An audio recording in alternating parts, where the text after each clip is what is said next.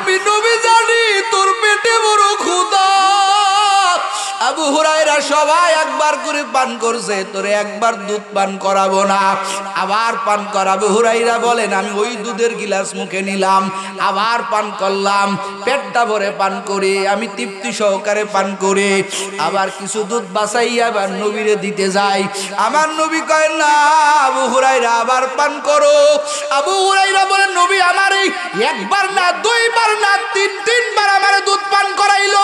আল্লাহু আকবার বলেন। এজন্য রমাদানের একটা আলাদা পাওয়ার, মুত্তাকি বানানোর জন্য আমার আল্লাহর আলাদা একটা কৌশল।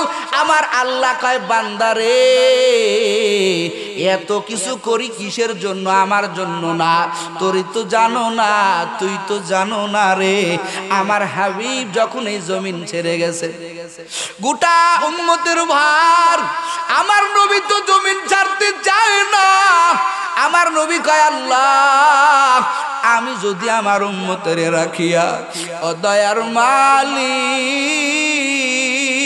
তোমার দিদারে চলে যাই, তোমার কাছে চলে যাই। ও আল্লাহ আমার হাজার হাজার উম্মত, আমার উম্মতের ভিতরে কেউ গুনাহ করে, আমার উম্মতের মারামারি করবে, কাটাকাটি করবে, কে ওদের সান্ত্বনা দিবে? ওদের জন্য কে দোয়া করবে? আয় আল্লাহ যেহেতু আপনি আমাকে এখতিয়ার দিয়েছেন, আমি আপনার কাছে যাইতে চাই না, আমি আমার উম্মতের মাঝে থাকতে চাই। যেহেতু আমার উম্মতের কোনো অভিভাবক থাকবে না, মুহূর্তের মধ্যে জিবরাইল আল্লাহর কাছে চলে যায়। একটু জোরে কান আল্লাহু আকবার।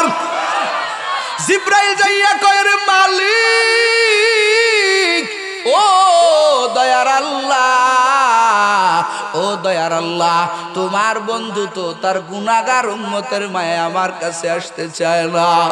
আমার আল্লাহ কয় কেন আসতে চায় না? করো উম্মতের মায়া আসতে চায় না। আমার আল্লাহ কয় জিবরাইল এই বান্দা বান্দিরে বানাইছে কে? আওয়াজ আসতে কেন? সন্দেহ আসেনি?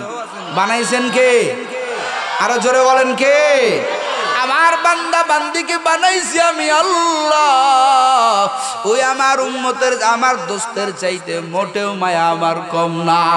আমার দোস্ত উম্মতের মায়ায় আসতে চায় না।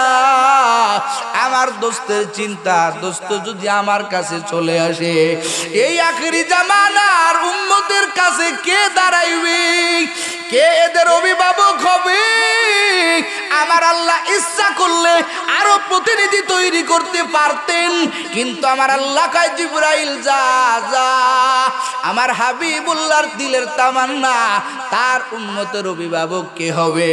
আমি আল্লাহ কোনো প্রতিনিধি বানাইব না, আমার দোস্তরে জানাইয়া দে, আমার দোস্তরে শুনাইয়া দে, আমার দোস্তের সমস্ত উম্মতের অভিভাবক আমি আল্লাহ নিজে হয়ে গেলাম।